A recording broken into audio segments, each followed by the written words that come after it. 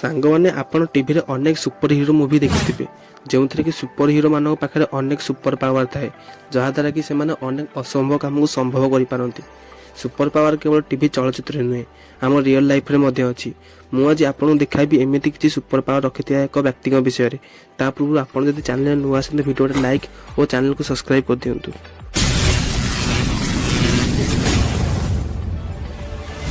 ସାଙ୍ଗମାନେ ଆମେ ଆମର ସାଧାରଣ ଜୀବନରେ ଭାତ, ରୁଟି, ଡାଲି, ତରକାରୀ ପରି ଅନେକ ଖାଦ୍ୟ ଖାଇଥାଉ ଓ ଏହି ଖାଦ୍ୟ ପଦାର୍ଥକୁ ଆମେ ଆରାମରେ ହଜମ କରିପାରୁ। ସାଙ୍ଗମାନେ ମୁଁ ଯଦି ଆପଣଙ୍କୁ କହିବି ଲୁହା ଖାଇବାକୁ, ଆପଣ କ'ଣ ଖାଇବେ?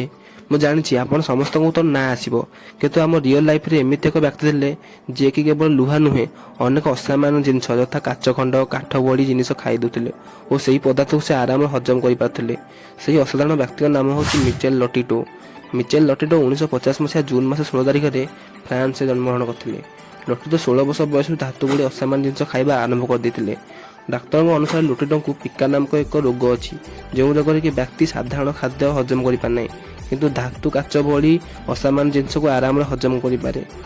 ଲଟିଟୋ ତାଙ୍କ ଜୀବନରେ ସାଇକେଲ, ଟିଭି ଭଳି ଅନେକ ଅସାମାନ୍ୟ ଜିନିଷ ଖାଇଛନ୍ତି। ମିଚେଲ ଲଟିଟୋ 1978 ମସିହାରେ ସେସ୍ନା 150 ନାମକ ଉଡ଼ାଜାହାଜ 2 ବର୍ଷ ମଧ୍ୟରେ ଖାଇ ଦେଇଥିଲେ। ଏହିଭଳି ଅସାମାନ୍ୟ ଜିନିଷ ଖାଇଥିବାରୁ ମିଚେଲ ଲଟିଟୋଙ୍କ ନାମ ଗିନିସ୍ ବୁକ୍ ଅଫ୍ ୱାର୍ଲଡ ରେକର୍ଡରେ ଅଛି। ମିଚେଲ ଲଟିଟୋ 2007 ମସିହାରେ ମୃତ୍ୟୁବରଣ କରିଥିଲେ। ଆପଣଙ୍କୁ ଏହି ଭିଡ଼ିଓଟି କିପରି ଲାଗିଛି ନିଶ୍ଚୟ କମେଣ୍ଟରେ ଜଣାଇବେ। ଆଜି ପାଇଁ ଏତିକି, ପୁଣି ଦେଖା ହେବ ଆଉ ଏକ ଭିଡ଼ିଓରେ।